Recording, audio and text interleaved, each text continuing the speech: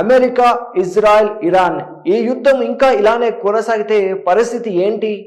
ఇప్పటికే LPG gas cylinder కొరతతో హైదరాబాద్లోని హోటళ్లు, రెస్టారెంట్లు, హాస్టల్స్ మూసివేసే పరిస్థితికి వచ్చింది. హాస్టళ్లలో ఇప్పటికే కట్టెల పొయ్యితో వంట చేస్తున్నారు. ఇక ముందు కూడా ఇదే పరిస్థితి కొనసాగితే ఏంటి అని హాస్టల్ నిర్వాహకులు ఆందోళన చెందుతున్నారు. అంతేకాదు ఇప్పుడు ఎల్పీజీ గ్యాస్ సిలిండర్ కొరత ఏర్పడింది. యుద్ధం వల్ల రేపు ఇంకెన్ని వస్తువుల ధరలు పెరుగుతాయోనన్న ఆందోళన కూడా నెలకొంది. దీంతో హైదరాబాద్లో ఒక్కసారిగా లాక్డౌన్ నాటి పరిస్థితులు అందరూ గుర్తుకు తెచ్చుకుంటున్నారు. 2 తెలుగు రాష్ట్రాల్లోని ప్రధాన నగరాల్లో హోటళ్లు, హాస్టళ్ల పరిస్థితి ఇబ్బందికరంగా మారింది. మరి హైదరాబాద్లో పరిస్థితి ఎలా ఉంది? హాస్టళ్లు, హోటళ్ల నిర్వాహకులు ఏమంటున్నారు? గ్యాస్ ఏజెన్సీలు ఏం చెబుతున్నాయి? 3టీవీ గ్రౌండ్ రిపోర్ట్లో చూద్దాం. అమెరికా, ఇజ్రాయెల్, ఇరాన్ యుద్ధం కారణంగా గల్ఫ్ దేశాల్లో నెలకొన్న పరిస్థితులతో చమురు రవాణాపై తీవ్ర ప్రభావం పడింది. దీంతో మన దేశంలో ఎల్పీజీ గ్యాస్ కొరత ఏర్పడింది. సాధారణంగా ప్రజలు ఎక్కువగా వినియోగించే గ్యాస్ సిలిండర్ కలెక్షన్లు 2 రకాలు. ఒకటి డొమెస్టిక్, అంటే ఇంటి అవసరాల కోసం వాడేది. కొన్ని ప్రత్యేక సందర్భాలలో ప్రభుత్వ హాస్టళ్ల వంటి వాటికి కూడా డొమెస్టిక్ కేటగిరీ కింద గ్యాస్ కలెక్షన్ ఇస్తారు. ఇవి ఎర్ర రంగు సిలిండర్లు. ఇక కమర్షియల్ కలెక్షన్లకు నీలం రంగు సిలిండర్లు ఇస్తారు. హోటల్స్, హాస్టల్స్, ఇతరత్ర రకరకాల కమర్షియల్ అవసరాల కోసం వీటిని వాడతారు. ప్రస్తుతం ఇంటి అవసరాల కోసం అంటే డొమెస్టిక్ సిలిండర్ల పంపిణీ సాధారణంగా జరుగుతోంది.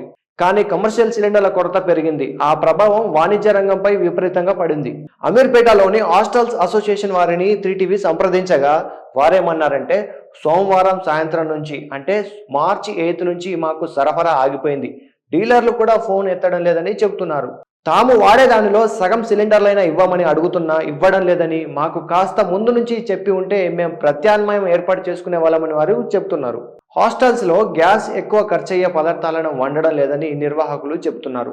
గ్యాస్ ని ఎక్కువగా కన్జ్యూమ్ చేసే పూరి, వడ, దోశ వంటివి ఆపేసి ఇడ్లీ, ఉప్మా లాంటి వాటితో సరిపెడుతున్నామని చెబుతున్నారు నిర్వాహకులు. అది కూడా గత్యంతరం లేని పరిస్థితుల్లో కట్టెల పొయ్యిపై వంటలు చేయాల్సిన పరిస్థితి ఏర్పడిందంటున్నారు. హైదరాబాద్ అంటే మహానగరం. ఇక్కడ దేశంలోని నలుమూలల నుంచి వస్తుంటారు.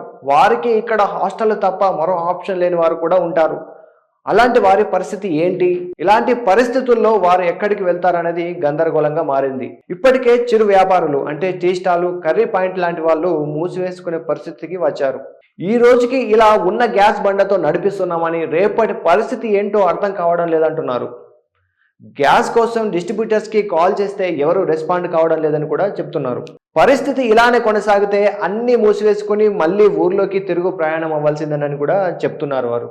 గ్యాస్ లేకపోవడంతో కట్టెల పొయ్యిపై వండుతున్నామని, ఇప్పుడు ఆ కట్టెలు కూడా ఎన్ని రోజులు వస్తాయోనని తెలియని పరిస్థితి నెలకొంది. అంతేకాదు కట్టెల ధరలు కూడా పెరిగాయని చెబుతున్నారు. ఇక చాలా మంది స్టూడెంట్స్ హాస్టల్లో ఉండేవారు కూడా ఆందోళన చెందుతున్నారు. ఈ రోజుకైతే హాస్టల్ నిర్వాహకులు భోజనం పెడుతున్నారు, కానీ రేపు పరిస్థితి ఎలా ఉండబోతుందని తెలియడం లేదంటున్నారు. తమ పరిస్థితిని ప్రభుత్వాలు అర్థం చేసుకోవాలని కోరుతున్నారు హాస్టల్ నిర్వాహకులు. ప్రత్యేక దృష్టి పెట్టి వసతి గృహాలకు సాయం చేయాలని కూడా వారు కోరుతున్నారు. హాస్టళ్లు, హోటళ్లలో ఇలాంటి పరిస్థితి నెలకొనడంతో ఇప్పటికీ హైదరాబాద్ లో చాలా సాఫ్ట్వేర్ కంపెనీలు వర్క్ ఫ్రమ్ హోమ్ ఆప్షన్ వైపు చూస్తున్నాయి. ఈ ఎల్పీజీ గ్యాస్ సిలిండర్ల కొరతను వ్యాపార రంగంలో ఉన్న అందరూ ఇప్పుడు ప్రత్యక్షంగా చూస్తున్నారు. ఇరాన్తో అమెరికా, ఇజ్రాయెల్ చేస్తున్న యుద్ధ ప్రభావం రాను రాను ఇంకా ఎలాంటి పరిస్థితి ఎదుర్కోవాల్సి వస్తుందన్న ఆందోళన కూడా వారు ఉన్నారు. మరో 2 రోజుల్లో కొన్ని హోటళ్లు మూతపడతాయన్న వార్తలు కూడా వస్తున్నాయి. గ్యాస్ కొరత ఏర్పడడంతో చాలా మంది కరెంటుతో నడిచే ఇండక్షన్ స్టవ్ల కోసం స్టీల్ షాపులు, ఎలక్ట్రిక్ షాపుల దగ్గర క్యూ కడుతున్నారు. ఇండక్షన్ స్టవ్లకు డిమాండ్ పెరగడంతో ఎంత ధర చెప్తే అంత ధర వెచ్చించి తీసుకెళ్తున్నట్లు తెలుస్తోంది. చాలా షాపుల్లో ఇప్పటికే స్టాక్ అయిపోయినట్లు కూడా చెబుతున్నారు నిర్వాహకులు. ఇన్ని రకాల గందరగోళం నెలకొనడంతో చాలా మంది లాక్డౌన్ పరిస్థితులను గుర్తు చేసుకుంటున్నారు. మిగతా ప్రత్యామ్నాయాలు ఏర్పాటు చేసుకునే లోపు ప్రభుత్వం కూడా మాకు కొంత గ్యాస్ సరఫరా చేస్తే బాగుంటుందని 3టీవీతో చెప్పారు Ameerpet hostels association president Rajasekhar. అందుకే యుద్ధం ఆగాలని వారు కూడా కోరుకుంటూ వారి ఆవేదనను వ్యక్తం చేస్తున్నారు. వారం క్రితమే కమర్షియల్ గ్యాస్ సరఫరా ఆపేశారు. మా దగ్గర ఉన్న స్టాక్ మేరకు పంపిణీ చేశామని, కానీ డొమెస్టిక్ సిలిండర్ల స్టాక్ మా దగ్గర సరిపడా ఉందని, ఏ లోటు లేదని, కమర్షియల్ మాత్రం కంపెనీ వారే ఇవ్వడం లేదని చెబుతున్నారు. ఈ కమర్షియల్ సిలిండర్లు వారం రోజుల నుంచి రాలేదు, మళ్ళీ ఎప్పుడు వస్తాయో చెప్పలేము.